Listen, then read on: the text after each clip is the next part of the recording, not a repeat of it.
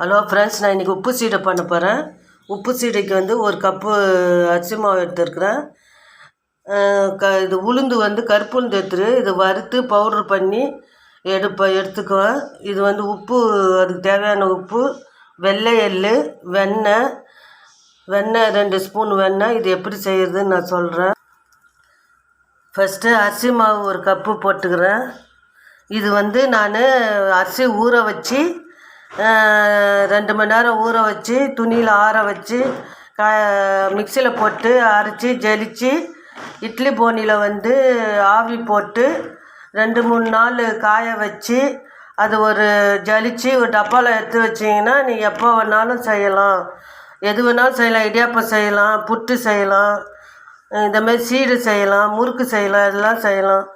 அதேமாரி நான் பண்ணி வச்சுருக்கிற மாவு, அந்த மாவு இது ஒரு கப்பு அரிசி மாவு, அதில் உப்பு,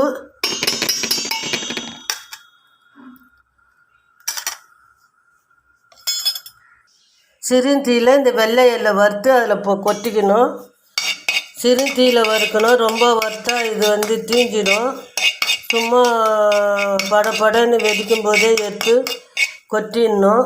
இப்போ பாருங்கள், இந்த ஸ்டேஜில் வரும்போது எடுத்து அந்த மாவில். அடுத்தது கருப்பு உளுந்து.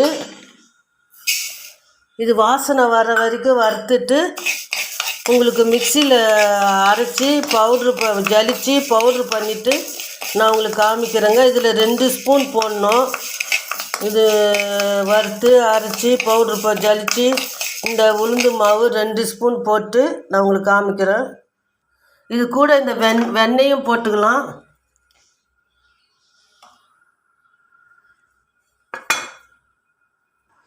இங்கே பாருங்கள், இது உளுந்து வறுத்து மிக்சியில் போட்டு அரைச்சி ஜலிச்சு இது 1.5 ஸ்பூன் இருக்கும். ஒரு கப்பு அரிசி மாவுக்கு 2 கப்பு அரிசி மாவுக்கு 1/4 கப்பு போடணும். இது 1 கப்பு அரிசி மாவுக்கு இதை 1.5 ஸ்பூன் போடுறேன்.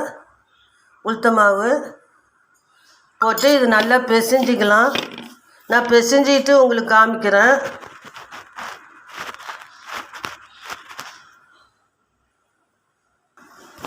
இது கூட கொஞ்சம் கொஞ்சமாக தண்ணி ஊற்றி பிசைஞ்சிக்கலாம் கெட்டியாக. இங்கே பாருங்கள், இந்த அளவுக்கு ஊற்றியாச்சு. இது சின்ன சின்ன உருண்டைகளாக பண்ணி நான் உங்களுக்கு காமிக்கிறேன். பாருங்கள், இந்த அளவுக்கு ஊற்றி வச்சுக்கிறேன். இப்போ எண்ணெய் காஞ்சிருச்சு. இப்போ எண்ணெயில் போட போகிறேன்.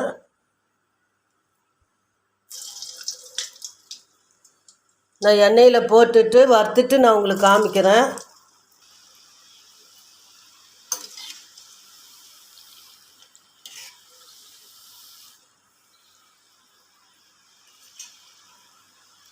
இந்த எல்லா உருண்டையும் வறுத்துட்டு நான் உங்களுக்கு காமிக்கிறேங்க.